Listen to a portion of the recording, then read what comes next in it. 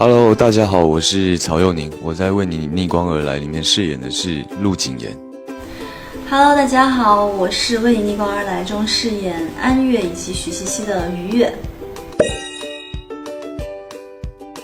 第一次听到《为你逆光而来》这个剧名的时候，我就觉得它应该是一个非常甜，然后很浪漫的一部戏。这个角色对我来讲，我觉得蛮吸引人的。他就是比较硬汉的形象，然后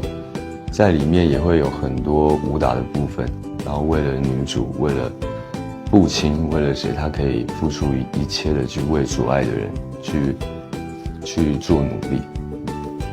其实吸引我最大点，其实还是因为一个大家的逆光家族的一个情谊吧。因为拍完第一季到播出到现在已经2年多了，快2年吧，2年。然后大家感情都特别的深，特别深厚。然后当时导演制片说要拍第2部的时候，我们就挺开心的，也挺期待的。然后现在就是看到了为你逆光而来的剧本，然后也拍摄到现在进度以后，就觉得就真的是非常非常的感恩，也非常非常的开心，大家能够重聚在一块儿。第一次尝试在一部戏里面演2个角色，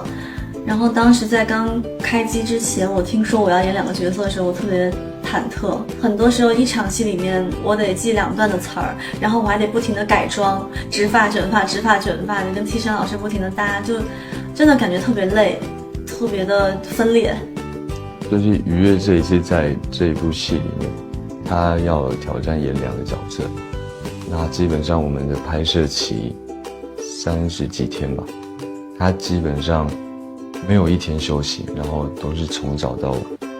对，然后我觉得他付出的努力就是很让人敬佩，然后也很欣慰，然后但同时之间又觉得就是有点心疼他。对，所以希望这部为你逆光而来播出的时候，希望大家可以看到他的付出，他的努力。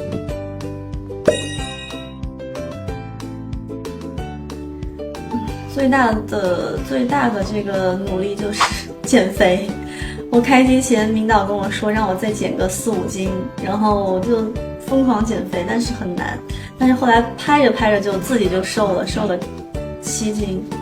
因为我自己本来就比较不会胖，对，然后加上我自己可能因为在这部戏里面，你需要有时候拍打戏啊，或者是拍什么戏要消耗的比较多。那我吃东西本来没有吃的比别人多，就是一般的食量。但是当消耗很大的时候，我就需要来补充一些食物或者什么。对，所以基本上会一直这样吃的话，是因为不会变胖。陆景言其实我觉得就是这种所有女孩都喜欢的霸道总裁。陆景言没有缺点，然后我不喜欢你，我就是对你莫爱老子，你别碰我，我有女朋友的人，就是属于这种。他对安月的感情就是我对你一定是不吝啬一丝一毫的。那陆景言对许茜茜就是那种就是单纯的雇佣关系，你给我钱我为你干活，但是你要跟我发生什么那不可能都为我打咩，就属于这种。就是因为它里面有很多就是许茜茜会霸王硬上弓，想要怎么样他的时候，他都会很条件反射，很本能的就莫爱老子，别碰我。所以我觉得他其实是我觉得他的这个性格是天下所有女孩都喜欢的男朋友的性格吧。所以他对许茜茜和安月其实这个是很明显的。对于许茜茜来讲，陆景言可能没有这么多的应该说比较没有来电，对，因为她是大小姐嘛，那个性上可能也比较直接一点，比较火爆，可能陆景言会害怕太直接的人。那当然他进入许家，他也是有他的目的，所以其实对许茜茜就是就是公主了，对，就是保护雇主嘛，就是我在戏里面很常讲什么。不能跟雇主产生私人情感。对，所以他对于许茜茜就是这样，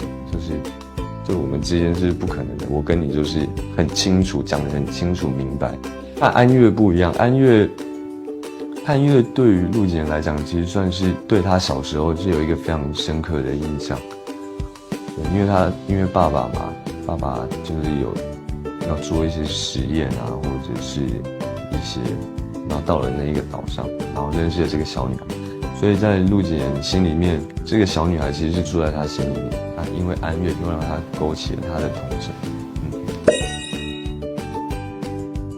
我跟舒允就是我们又是风象星座特别合，然后